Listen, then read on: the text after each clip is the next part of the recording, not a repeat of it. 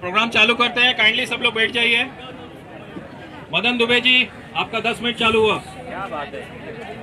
देखो, हमारे पास में समय बहुत कम है और आप सब लोग जानते हैं कि हमको जो समय मिला है वो 2:30 बजे से लेकर 6 बजे तक का समय है। मतलब कि अभी 3 बज रहा है और 3 बज रहा है तो अभी हमारे पास में सिर्फ 3 घंटा है। ठीक है, इस 3 घंटे में हम सबको हमारी बात रखनी है। किस तक रखनी है? सरकार तक। आप ध्यान रखिएगा दोस्तों। मेरा नाम है मदन दुबे और मैं राजीव दीक्षित जी के आंदोलन से, स्वदेशी भारत आंदोलन से, सेवाग्राम से जुड़ा हुआ हूं। पिछले 30 साल से राजीव भाई के साथ में देश भर में जो है घूमता रहा और आज राजीव भाई हमारे बीच में एक विचारों के माध्यम से है, मगर फिर भी मैं उनका ये कार्य जो है आखिरी सांस तक ले जाते रहूंगा। यही मैंने उनसे प्रण किया था और मैं आज सब आपके समक्ष यहाँ पर उपस्थित हूँ। चाहे दुनिया का आखिरी इंसान ही क्यों न रह जाए कि जो बोले कि मैं वैक्सीन नहीं लगाऊंगा, मैं उसके साथ में खड़ा रहूंगा। राजीव भाई जिंदाबाद, राजीव भाई अमर रहे। दोस्तों, आप सब लोग जानते हैं कि हम किस षड्यंत्र में फंसे हुए हैं। कई डॉक्टर्स, दुनिया के कई साइंटिस्ट, दुनिया के बड़े बड़े संशोधक, नोबेल पुरस्कार, नोबेल लॉरिएट जैसे लोगों ने कहा कि वैक्सीनेशन से हमको तकलीफ होने वाली है, आगे चल के हमको अलग अलग जो है रोग होने वाले हैं, हमारे शरीर में जेनेटिकली मॉडिफाइड ऐसे कंटेंट डाले जा रहे हैं। अभी आप सब लोग तो वाकिफ हैं, मगर फिर भी मैं बता देना चाहता हूं, जो यहाँ पर हमारे एसटी कामगार भी है वो भी सब लोग सुने कि 3 टाइप की वैक्सीन है बन रही है। जो पहली वैक्सीन 1970 में जो एक एबॉर्टेड चाइल्ड था उसके सेरम से लिया, ये एक टाइप का हुआ। वो सेल्स लिए, उसको कोरोना को टच कर दिया, उसको डेवलप किया, उसको प्यूरिफाई किया और फिर बोलते हैं कि आपके शरीर में हम जो है बच्चे के कंटेंट नहीं डालेंगे, मानव भ्रूण के कंटेंट आपके अंदर नहीं है। ये पहला। दूसरे टाइप का जो आपको वैक्सीन दिया जा रहा है वो भी मांसाहारी, और वो कैसा है? वो चिंपांजी के सेल से लिया गया है। आपको बोलते हैं कि चिंपांजी के सेल्स की आपके शरीर में वैक्सीन नहीं डाली जा रही है, मगर आपकी जो कोविशील्ड है वो चिंपांजी के ही कंटेंट से बनी है। तीसरी वो है गाय के बछड़े के सेरम से। आपको जो है एक सच बताया जाता है कि इस वैक्सीन को लो, ये बहुत अच्छा है, इस वैक्सीन को लो, बहुत अच्छा है, आपको कोरोना से बचोगे, आपको कुछ नहीं होगा, मगर आपको ये नहीं बताया जाता है कि ये मांसाहारी है। हमने तो आपको ये जो पोस्टर्स आपके पास में इसमें लिखा हुआ है, आप ऊपर करके अगर बताएंगे सारी मीडिया को कि उसमें लिखा हुआ है कि वैक्सीन में गाय के बछड़े का सेरम है, मतलब फेटल बोमिन सेरम है, FBS। ये सरकार नहीं बताती, और वो इसलिए नहीं बताती, हिंदू सरकार नहीं बताती। इस देश में हिंदुओं की सरकार है, महाराष्ट्र में भी हिंदुओं की सरकार है। और मैं आपको बता दूं कि मैं एक आमदार से मिलने के लिए गया पिछले दिनों। मैं ठाणे रहता हूं और मेरे हर पोस्टर पे, मेरी अपनी हर पोस्ट के ऊपर मेरा नंबर लिखता हूं, मेरा एड्रेस लिखता हूं घर के, मगर किसी की हिम्मत नहीं कि मेरे को एक फोन कर दे या मेरे घर पे आकर धड़क दे दे, क्योंकि मैं सच बोलता हूं और सच के साथ जीता हूं। लोगों को अपने नंबर लिखने से डर लगता है, मैं अपना नंबर देकर जाता हूं लोगों को।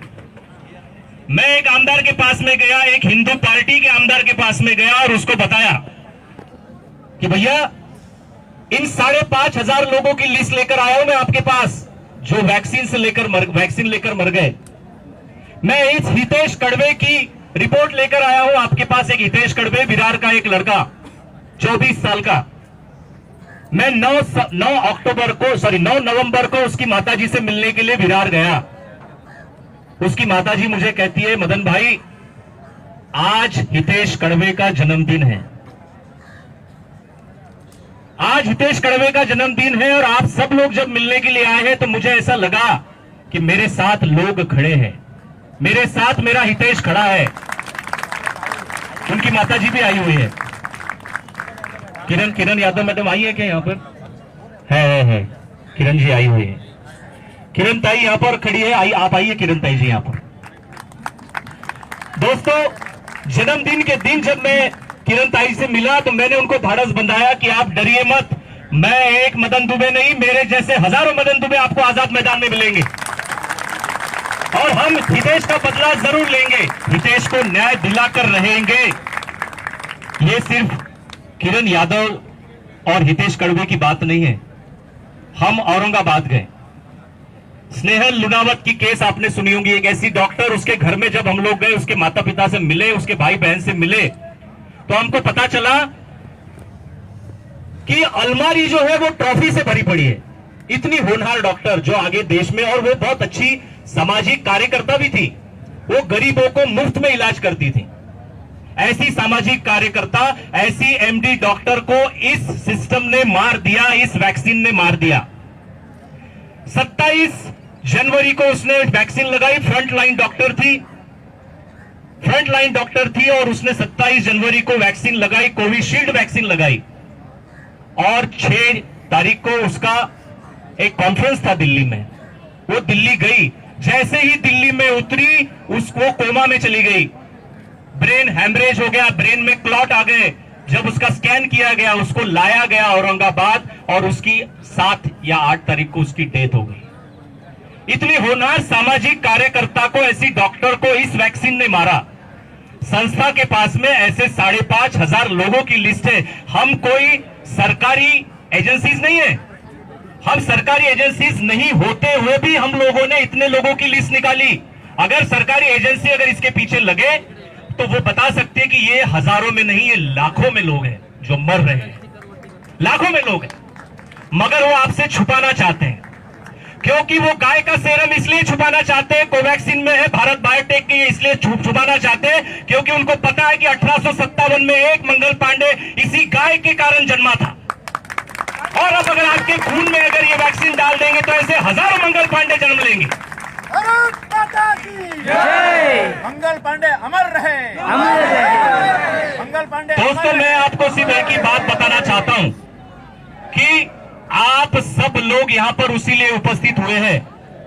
आप भले ही हम लोग आज यहां पर संख्या में कम हो, क्योंकि हमारे ऊपर रिस्ट्रिक्शंस लगाए हुए हैं, हमको ट्रेन में जाने नहीं दे रहे हैं।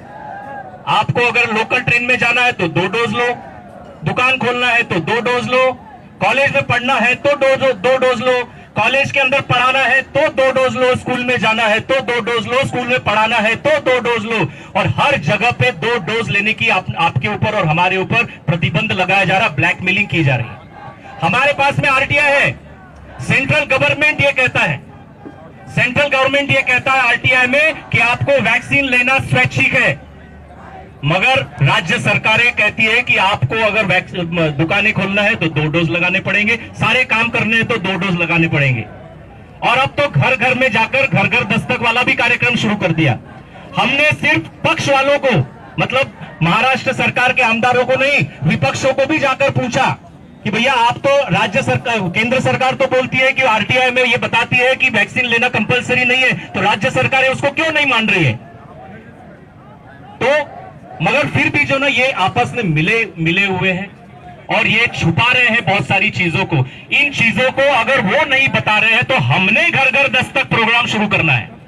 और हमारा घर घर दस्तक प्रोग्राम क्या होगा कि जो चीज वो छुपा रहे हैं वही चीज हम लोगों को जाकर बताएंगे।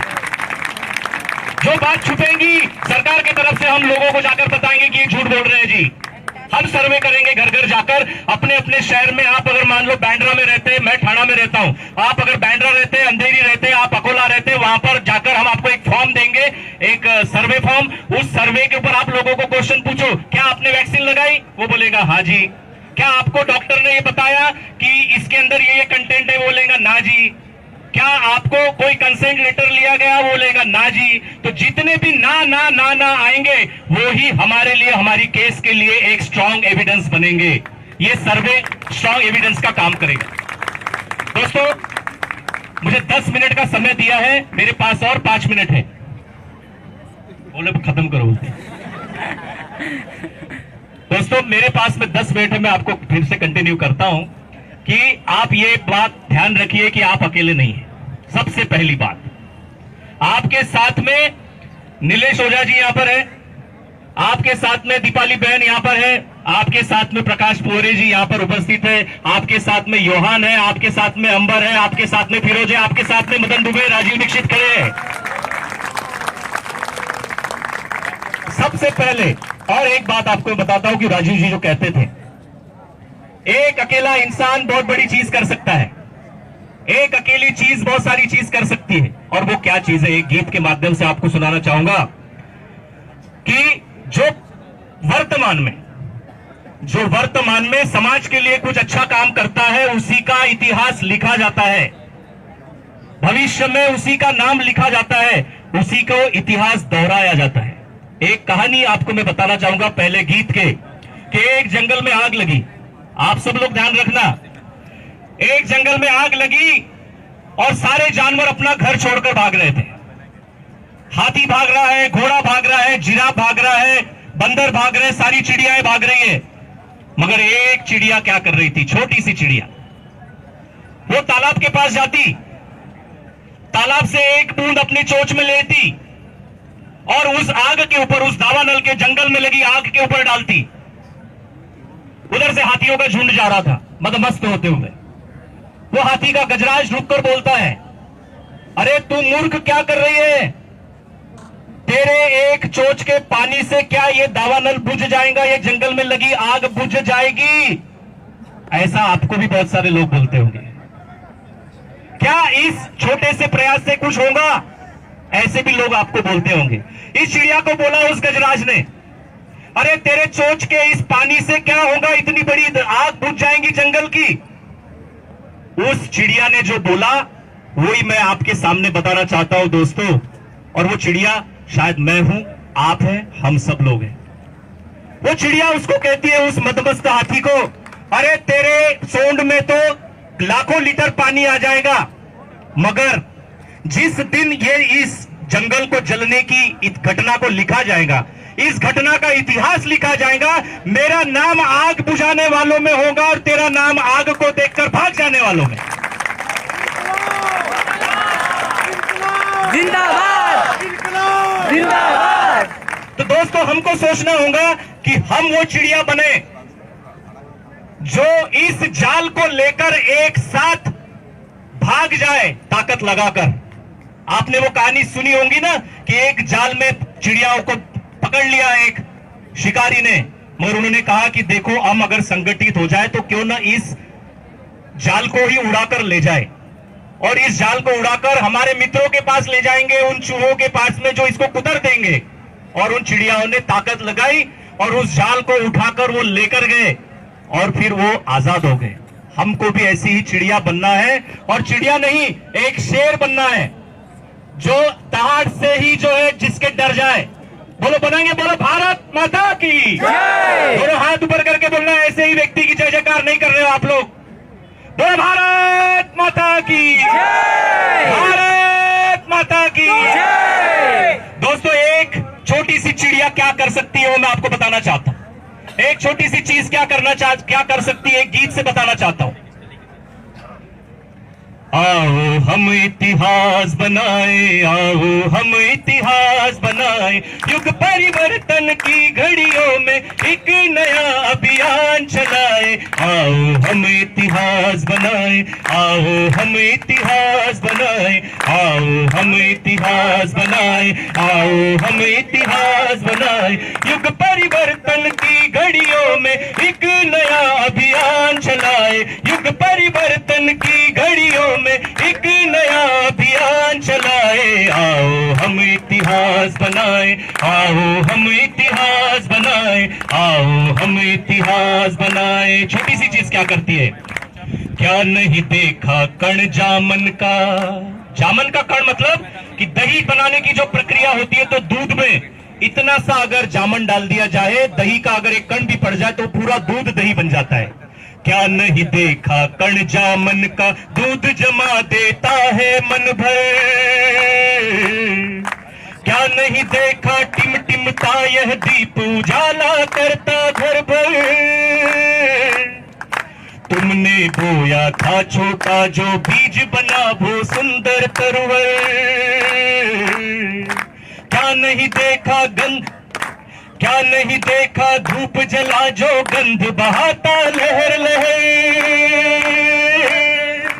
क्यों समझे खुद को अकेले एकाकी पुरुषार्थ दिखाए। आओ हम इतिहास बनाए, आओ हम इतिहास बनाए, आओ हम इतिहास बनाए, आओ हम इतिहास बनाए, आओ हम इतिहास बनाए, आओ हम इतिहास बनाए। मैं बोलूंगा कौन आएगा मेरे साथ इतिहास बनाने के लिए, आप कहेंगे मैं आऊंगा।